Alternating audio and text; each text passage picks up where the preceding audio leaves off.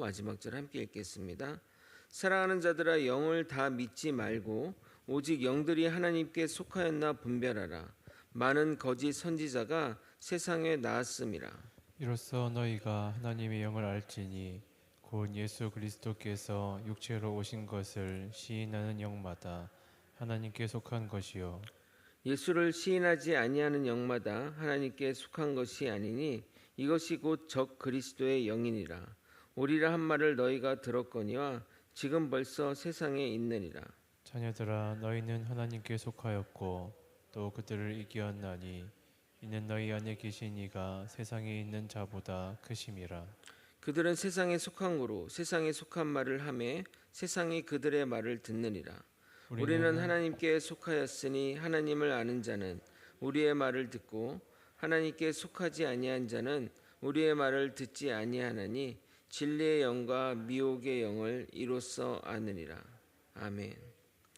어제 설교를 정리하고 오늘 본문으로 나아가도록 하겠습니다. 사도 요한은 그의 서신서에서 형제 사랑을 강조합니다. 그러나 사도 요한의 강조라기보다는 성경이 강조하는 바입니다. 하나님은 사랑이십니다. 그래서 우리에게 사랑하며 살라고 강조하시는 것입니다. 그 강조는 절대 하나님을 위해서가 아닙니다. 사랑하며 사는 것이 인간에게 가장 행복하기에 사랑하라고 하시는 것입니다. 하나님의 계명 모두 다 인간을 위한 것입니다. 우리가 이웃을 남으로 여기게 형제 사랑을 할 때 의지를 발휘해야 하지만 진정 그 사람을 가족으로 생각한다면 자연스럽게 형제 사랑을 실천할 수 있을 것입니다. 오늘은 적그리스도 영에 대한 분별과 경계에 대한 내용입니다. 이 본문을 읽기 전에 우리가 사전에 알아둬야 할 것은 적그리스도의 정의가 이것이 다가 아니라는 것입니다. 무슨 말이냐면 적그리스도의 정의는 조금 더 확대할 필요가 있다는 것입니다. 여기서 정의되는 적그리스도는 그 당시에는 적합한 것이고 세상이 변함에 따라 더 넓게 적용할 필요가 있다는 것입니다. 그래서 오늘은 본문이 정의하는 적그리스도의 정의를 확인하고 현재는 어떤 자들이 적그리스도인지를 확대 생각해 보도록 하겠습니다. 말씀을 통해 분별하는 능력이 더 성숙해 가길 예수님의 이름으로 소망합니다. 사도 요한은 지금 세상에 예수님을 대적하는 무리들이 많으니 그들을 분별하라고 권면하고 있습니다. 1절입니다. 사랑하는 자들아 영을 다 믿지 말고 오직 영들이 하나님께 속하였나 분별하라. 많은 거짓 선지자가 세상에 나왔음이라. 창세 이래로 세상에는 우리를 미혹하는 세력들이 항상 있었습니다. 여기서 거짓 선지자라고 표현되어 있는데 이들은 하나님을 두려워하기보다는 자신의 이익을 위해 하나님과 하나님의 말씀을 이용하는 자들입니다.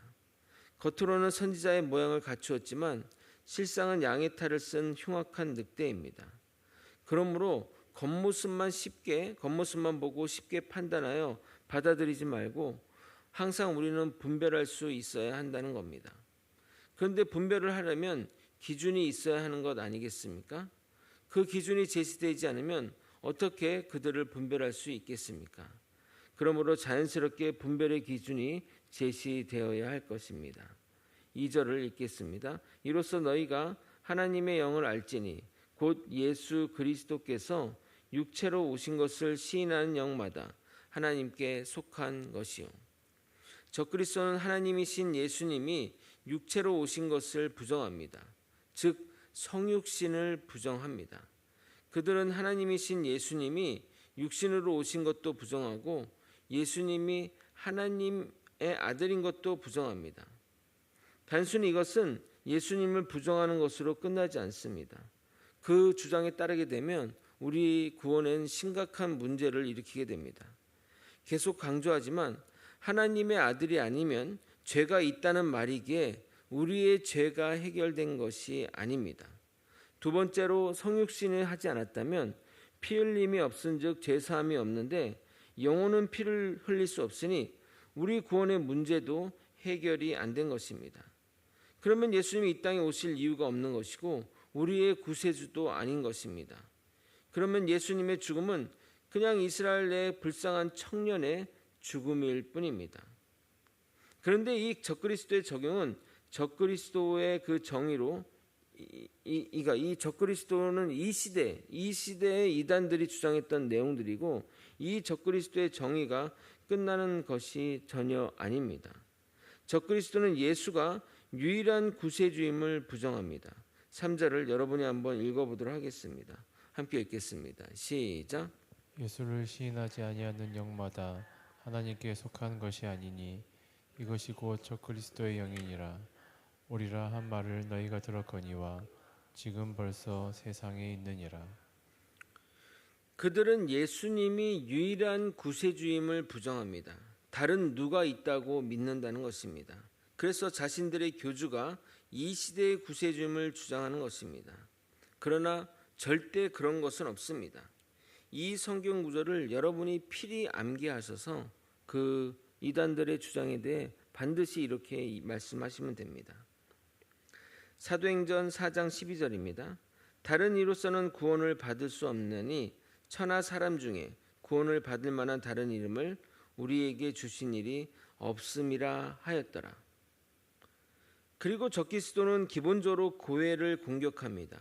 교회의 화합을 방해하고 분열을 유도하며 성도의 신앙 성장과 성숙을 방해합니다. 그래서 믿음의 경주에서 떨어뜨리는 겁니다. 이들은 목회자와 중직자를 집중 공격하기도 합니다. 그로 인해 교회를 혼란시키고 무정부 상태를 만드는 겁니다. 이단들이 하는 행동들이 딱 그와 같습니다. 그러므로 우리는 이들을 정말 주의해야 됩니다. 이러한 적그리스도는 항상 존재했고 어느 시대나 어느 곳에나 존재합니다.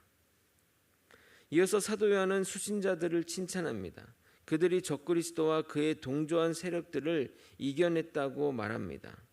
그러면서 승리의 비결이 그들 안에 계신 이가 세상에 있는 자보다 크시기 때문이라고 말합니다. 4절을 읽겠습니다.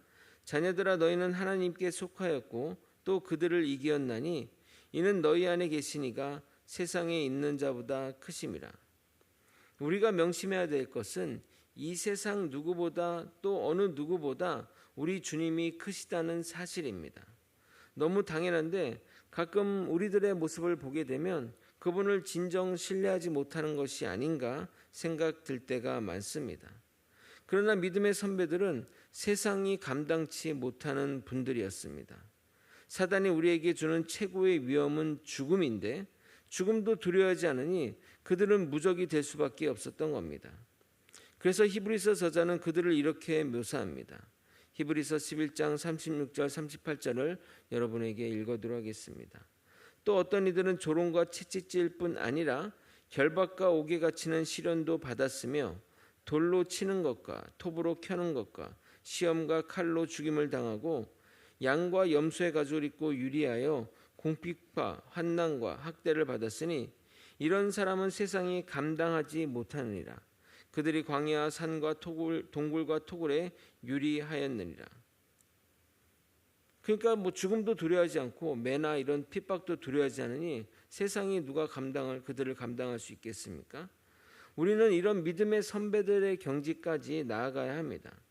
그들의 위협은 정말 아무것도 아니기 때문입니다. 우리가 정말 주님의 능력을 믿는다면 죽음조차 비웃을 수 있는 경지에 오를 것입니다. 고린도전서 15장 55절 이렇게 말합니다. 사망아 너의 승리가 어디 있느냐? 사망아 내가 쏘는 것이 어디 있느냐? 최근에 안창호 인권위원장 후보가 청문회를 받았는데 아마도 그분은 독실한 그리스도인인 것 같습니다. 진화론은 근거가 없다고 이야기하고 차별금지법을 반대한다고 말하므로 논란이 있었습니다. 그래서 청문회에서는 인권위원장이 아니라 목사를 뽑냐고 말할 정도였습니다. 이처럼 세상 사람들은 우리의 가치관을 이해하지 못합니다. 국회의원들의 표정이 이해할 수 없다는 표정을 짓는데 그것은 너무나도 당연한 것입니다. 이러한 것들은 설득이나 설명으로 해결되지 않습니다. 영적인 체험이 없다면 절대 이 패러다임, 그 가치관은 변하지 않습니다. 그래서 정말 안타까운 것은 그렇게 자신의 신앙의 가치관을 드러내면 세상 사람들이 비웃으며 무식하다거나 또는 몰상식하게 보는 시선들입니다. 사실 저도 과거에 불신의 시절에 신앙인들의 가치관을 접하면 뭐에 씌였구나 또는 미쳐도 단단히 미쳤구나 생각했기에 그런 상황이 오면 안타까운 마음이 드는 것은 사실입니다. 그렇다고 우리의 가치관을 숨길 필요는 없습니다. 제가 항상 말씀드렸듯이 그러라 그래 하는 마음으로 대해야 할 것입니다. 이해가 안 되는 것을 이해시킬 수 없고 또 그들을 이해시키고자 자신의 신앙의 가치관을 바꿀 수도 없는 것 아니겠습니까? 그런데 오늘 성경이 명쾌하게 정리해 줍니다. 하나님을 아는 자는 우리의 말을 이해하고 세상 사람들은 세상의 말을 하니 세상 사람들이 알아주는 것입니다. 그래서 세상 사람들 앞에서 우리의 신앙가를 드러나는데 우리 당연히 우리의 그런 신앙과 가치관들을 이해 못하는 것이 당연한 것입니다. 그러나 세상 사람들 앞에서 우리의 신앙가를 드러내는 데는 조심할 필요가 있습니다. 이 말은 타협하라는 말이 절대 아니지만 굳이 깊은 것까지 언급할 필요가 없다는 것입니다. 어느 정도 알아듣는 수준으로만 이야기하면 된다는 것입니다. 5절과 6절을 여러분이 한번 읽어보도록 하겠습니다. 함께 읽겠습니다. 시작. 그들은 세상에 속한 고로 세상에 속한 말을 하매 세상이 그들의 말을 듣느니라. 우리는 하나님께 속하였으니 하나님을 아는 자는 우리의 말을 듣고 하나님께 속하지 아니한 자는 우리의 말을 듣지 아니하나니 진리의 영과 미혹의 영을 이로써 아느니라. 이런 것으로 우리는 그들이 진리의 영의 지배를 받는지 그렇지 않은지 구분할 수 있습니다. 적 그리스도인은 세상에 속한 자들에게 세상에 속한 말을 하며 행동하면 우리가 전혀 문제될 것도 미혹될 것도 없을 것입니다. 그러나 문제는 그들이 우리와 비슷한 말을 하며 신앙의 가치관을 공유한다는 데 문제가 있는 것입니다. 요한일서 3장에서 언급한 대로 그들은 우리 안에 있다가 나간 자들로서 신앙의 가치관을 공유한 자들이기에 문제가 있다는 것입니다. 그러므로 분별이 쉬운 것이 아닙니다. 그리고 예수님도 심판 때까지 우리 가운데 알곡과 쭉정이를 한 공간에 같이 내버려 두신다고 말씀하십니다. 그러면 여러분 이런 상황에서 적그리스도가 누구인지 구분하기 어려운 이런 상황들에서 어떻게 그들을 판단하고 분별하시겠습니까? 구분할 수 있는 것은 그들의 삶의 열매입니다. 그들의 말을 보지 말고 삶을 보아야 합니다. 신앙인의 삶을 살지 않으면서 말로만 신앙을 이야기하고 거룩을 이야기한다면 누가 그 신앙의 발음을 믿을 수 있겠습니까? 단기간에 드러나지 않을 수 있으나 보통은 다 드러나게 되어 있습니다. 우리가 정말 주의해서 분별해야 할 것입니다. 마태복음 7장 16절은 이렇게 말합니다. 그들의 열매로 그들을 알지니 가시나무에서 포도를 또는 엉겅퀴에서 무화과를 따겠느냐. 말씀을 정리하겠습니다. 세상에는 거짓 선지자들이 있고 그들은 양의 탈을 쓰고 우리를 미혹합니다. 적 그리스도의 정체는 예수 그리스도를 부정하는 자들입니다. 우리 예수님은 오직 유일한 구세주이시며 하나님의 아들이시며 완전한 인간의 몸으로 이 땅에 오신 분이십니다. 그것에 대해 다른 이야기를 하는 자들은 무조건 이단이요 적 그리스도입니다. 세상의 이야기에 우리는 흔들릴 필요가 전혀 없습니다. 세상은 세상의 기준이 있고 우리는 우리의 기준이 있는 것입니다. 그 둘은 절대 양립할 수가 없습니다. 우리의 신념을 더욱 공고히 해야 할 것입니다. 그렇지만 세상의 대화를 할 때는 조금 더 주의할 필요가 있습니다. 너무나 우리의 신앙을 공고히 하면 그들이 받아들일 수 없으니까 결국 그들은 우리를 배척하는 길로 나아가게 되는 것입니다. 우리가 절대 잊지 말아야 할 것은 우리 뒤에는 주님이 계신다는 겁니다. 우리는 절대 세상에 대해 두려워할 필요가 없습니다. 그래서 당당히 맞서 싸워야 합니다. 그러면 반드시 우리는 승리를 얻게 될 것입니다. 최후 승리를 얻는 그날까지 주님의 이름을 위해 나아가는 저와 여러분이 되시길 예수 그리스도 이름으로 축원드립니다. 아멘. 기도하시겠습니다.